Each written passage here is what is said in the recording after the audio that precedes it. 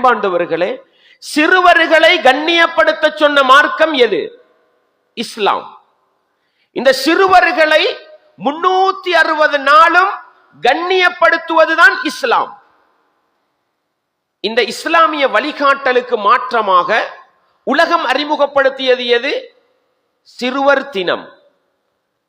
முஸ்லிம் என்ற அடிப்படையில் இஸ்லாம் எனக்கு சிறுவர்களை கண்ணியப்படுத்த சொல்கிறது. எனவே நான் விரும்பிய நாளையில் விரும்பிய முறையில் சிறுவர்களுக்கு இரக்கம் காட்டி சிறுவர்களுக்கு அன்பளிப்பு கொடுத்தால் அது சதக்கா, சிறுவர்களை கண்ணியப்படுத்தியது, இஸ்லாமிய வழிகாட்டல் ஏற்றுக்கொள்ளப்படும். யூதர்களும் கிறிஸ்தவர்களும் சிறுவர் தினம் என்றொன்றை காட்டி தந்தார்கள். அதை கொண்டாடுவதற்காக நானும் நீங்களும் அன்பளிப்பு செய்தால் அது ஏற்றுக்கொள்ளப்படவும் மாட்டாது.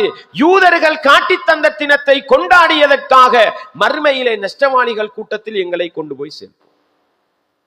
பெற்றோர்களை கண்ணியப்படுத்துவது 360 நாளும் ஒவ்வொரு செகண்டும் ஒவ்வொரு நிமிடமும் ஒரு முஃமினிடத்தில் இருக்க வேண்டும். என்னுடைய உம்மா, என்னுடைய வாப்பா, அவரை எனக்கு விரும்பிய நாள்ல, விரும்பின நேரத்துல, விரும்பின முறையில அவர்களை கண்ணியப்படுத்தினேன், ரெஸ்பெக்ட் பண்ணினேன், அன்பளிப்பு கொடுத்தேன், கௌரவப்படுத்தினேன். அல்லாஹ் என்னை ஏற்றுக்கொள்வான். முதியோர் தினம் யூதர்களும் கிறிஸ்தவர்களும் காட்டிக் கொடுத்தார்கள்.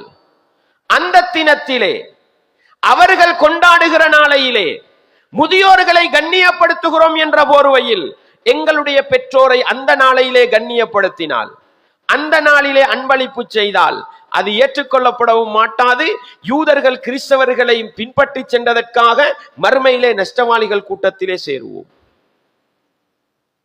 விளங்குதா?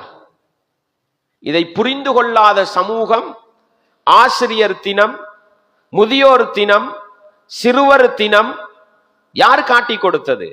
இரண்டாம் உலக மகா யுத்தத்துக்கு பின்னால் இலட்சக்கணக்கான முதியோர்களை கொண்டு விட்டு, இலட்சக்கணக்கான சிறார்களை கொண்டு விட்டு, இலட்சக்கணக்கான தொழிலாளிகளை கொண்டு விட்டு, இந்த உலகத்தையே சுடுகாடாக மாற்றிவிட்டு மனிதர்களை நேசிக்கிறோம் என்ற போர்வையில் யூதர்களும் கிறிஸ்தவர்களும் அறிமுகப்படுத்திய தினங்களுக்கு பின்னால் முஸ்லிம் சமூகம் படையெடுக்கிறது என்று சொன்னால் இதுதான் முஸ்லிம் சமூகம் தோல்வி அடைகிற இடம் என்பதை நானும் நீங்களும் மறந்துவிடக் கூடாது. அன்பாண்டவர்களே, இது இந்த வசனத்தை எப்படி புரிஞ்சுகள்ன்றதுக்கு சொன்னேன்.